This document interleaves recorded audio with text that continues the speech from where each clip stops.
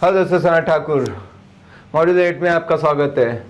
यहाँ पे आपको कैसे एक सिस्टम के हिसाब से आपका पैसिव इनकम आता रहे, क्या आप डायरेक्ट सारी चीज़ें करें या किसी मैनेजर को हायर करें, क्या क्या चीज़ों का ध्यान रखें उसके बारे में बताया जाएगा। तो चलिए शुरू करते हैं। तो अभी हम देखेंगे घर खरीदने के बाद क्या पैसिव इनकम बनाए रखना सीखिए।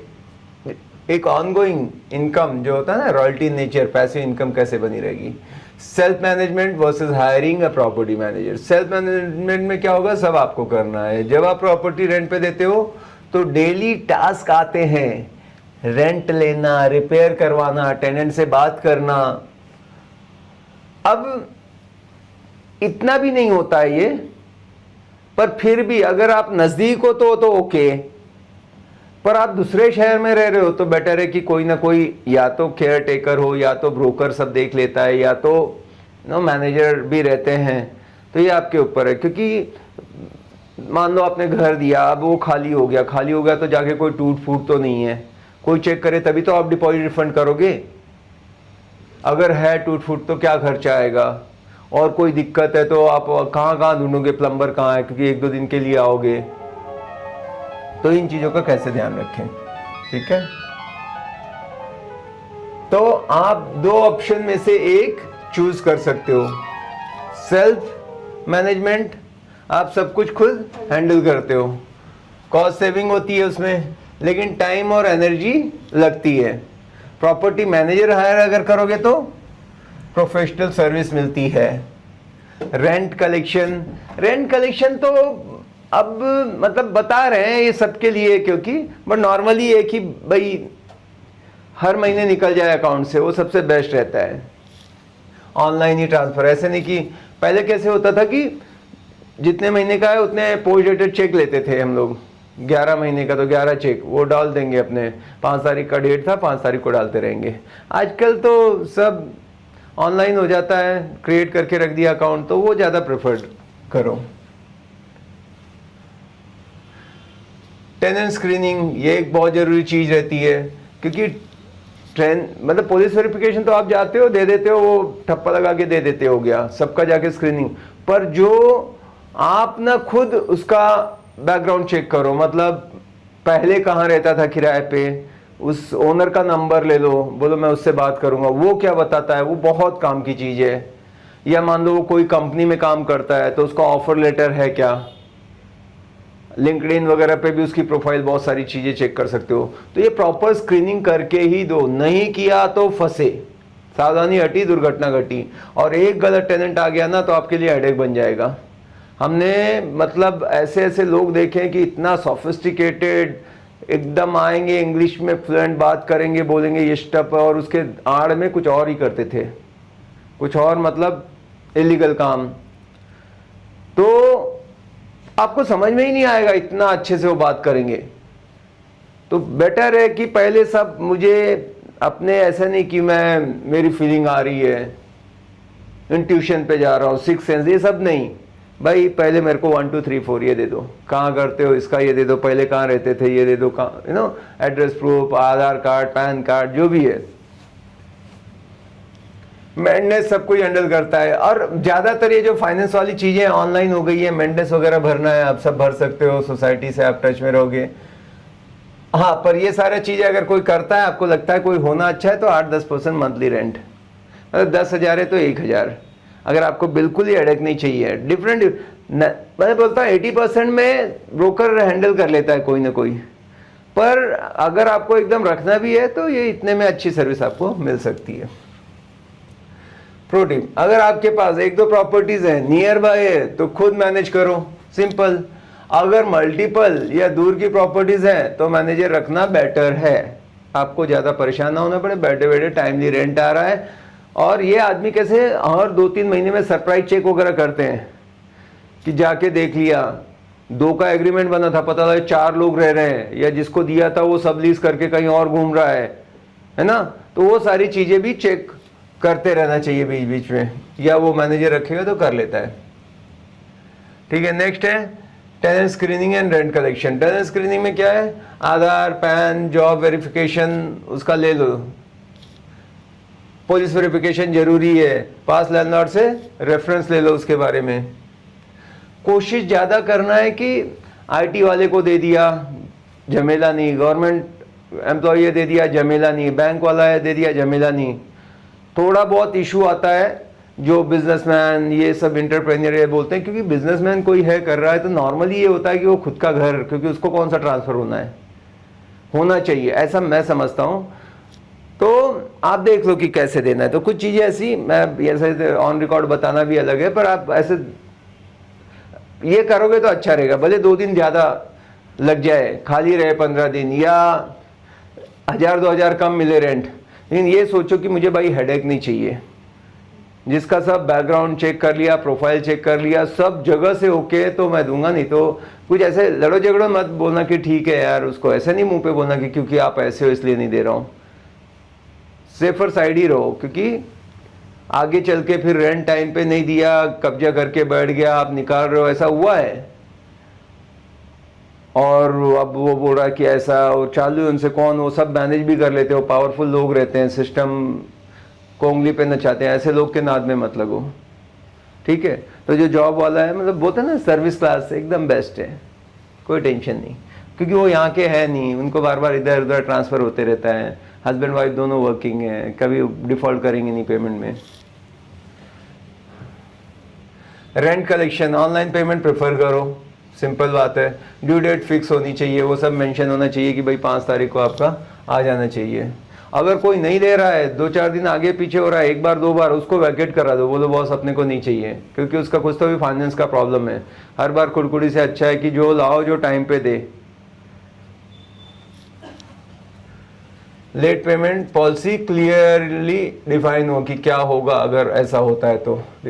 अच्छे टेनेंट मिल गया तो 90% हेडेक कम हो जाता है। अगर उल्टा हो गया तो फिर तो समझो कि आप परेशान।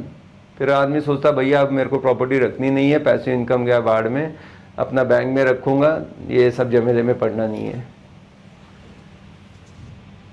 अगला हम बात करते हैं लेसन 8.3, तो मेंटेनेंस एंड वैकेंसी हैंडलिंग।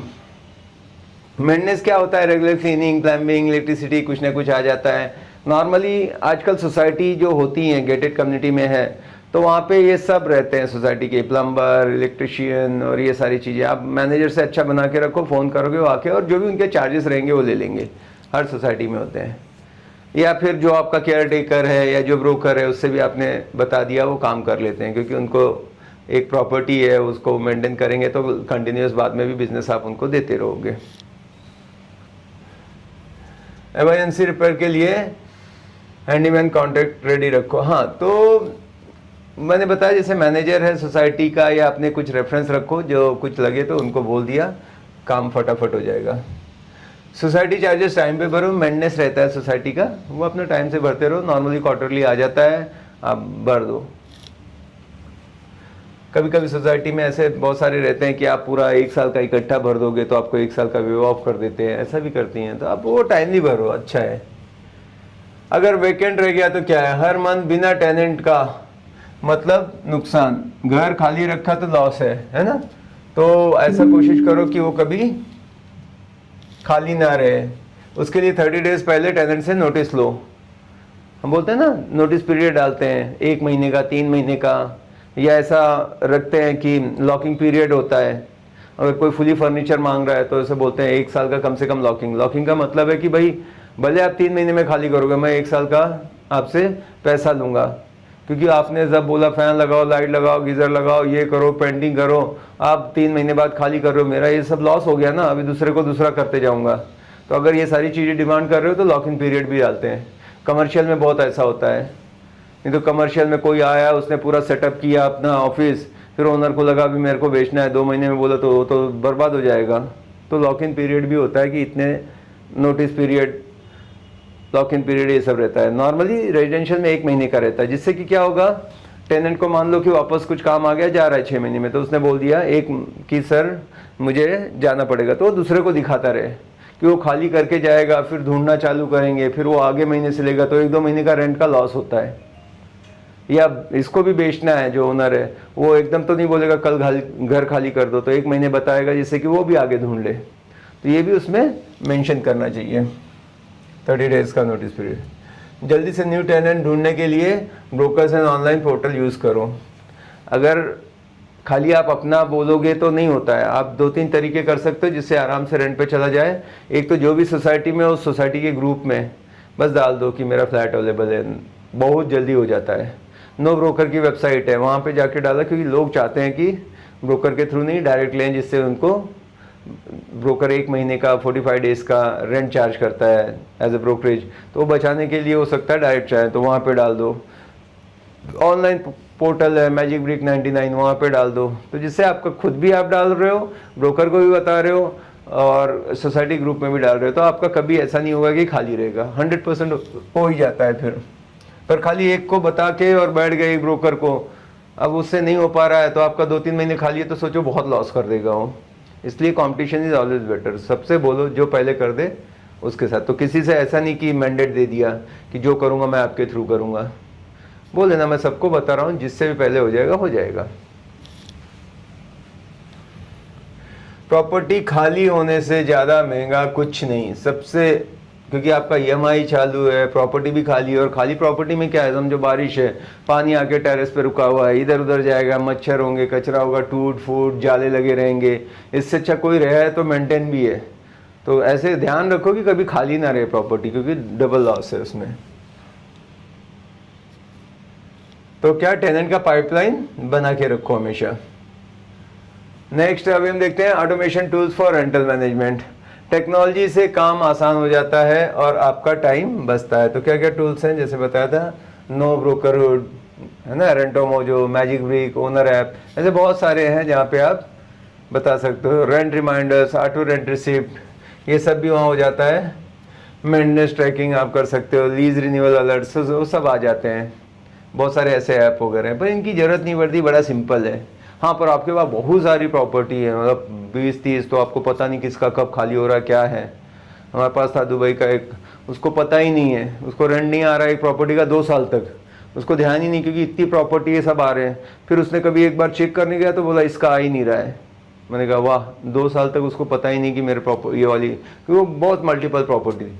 फिर बड़े मुश्किल से गए, उसको निकाला, वो काय को पूरा देता है, फिर बहुत झमेला हुआ, फिर पुलिस और जो होता है ना जैसे। तो ध्यान रखना भैया, प्रॉपर्टी आपकी है।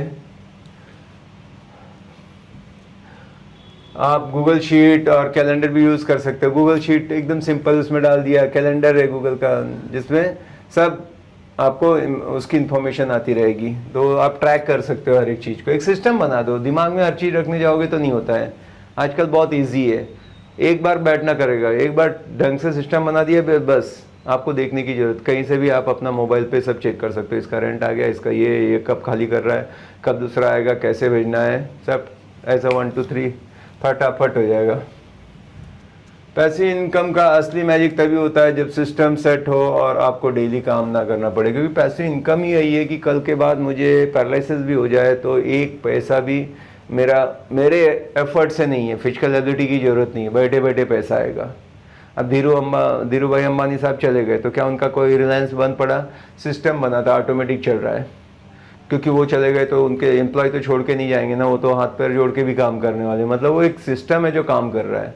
तो बिजनेसमैन या पैसिव इनकम वही होता है जिसका सिस्टम से पैसा आता है, जो खुद के एफर्ट से कमा रहा है उसका तो काम बंद पैसा बंद, तो आपकी फाइनेंशियल सिक्योरिटी नहीं है। पैसिव इनकम मतलब मेरा कोई जीरो इन्वॉल्वमेंट है तब भी मेरा एक ऑनगोइंग इनकम आ रहा है। तो क्या सीखा मॉड्यूल 8 में? सेल्फ मैनेज करो या प्रॉपर्टी मैनेजर हायर करो, decide based on your time and location, है ना। आप खुद नज़दीक हो, 1-2 प्रॉपर्टी आप कर लो, कोई दूर रहता है, आपके पास मल्टीपल प्रॉपर्टी है तो एक मैनेजर रखो जो सब कुछ हैंडल कर रहा है आराम से smoothly. Tenant screening, rent collection, maintenance को सिस्टम में लाओ। ऐसे नहीं कि बार बार फ़ोन करते रहे, आया नहीं रेंट डालो, खुद ही लड़ रहे हो, झगड़ रहे हो। सब सिस्टम है, एक टाइम से उसको रिमाइंडर देता है कि कल आपको आना है। आप बैंक से कैसे लेते हो तो बराबर आ जाता है कि कल आपका इतना EMI डिडक्ट होने वाला है, चेक कर लो। ऐसे से वैकेंसी को प्रोएक्टिव अप्रोच से हैंडल करो। जो भी खाली है ऐसे नहीं कि ज़राम भरोसे छोड़ दिया, खुद प्रोएक्टिवली कि भाई 1 महीने बाद खाली होने वाला है, फटाफट सबको बता दिया, ऑनलाइन पोर्टल पे डाल दिया, नो ब्रोकर पे डाल दिया, सोसाइटी में डाल दिया, जिससे कि एक भी दिन खाली ना रहे। वो छोड़ के जा रहा है, दूसरा अपने पास टेनेंट एकदम रेडी है, वो भी रेडी नहीं मतलब उसका डिपॉजिट टोकन अमाउंट वगैरह हाथ में है, तो कभी खाली नहीं रहेगा। टेक टूल से रेंटल बिजनेस को ऑटोमेट करो। आजकल बहुत सारे ऐसे टूल्स हैं, अगर आप सर्च करोगे जिससे ये पूरा ऑटोमेट हो जाएगा और आपका स्मूथली काम होगा। तो यहाँ पे 8 मॉड्यूल ख़त्म होता है, मिलते हैं अगले मॉड्यूल में। Thank you.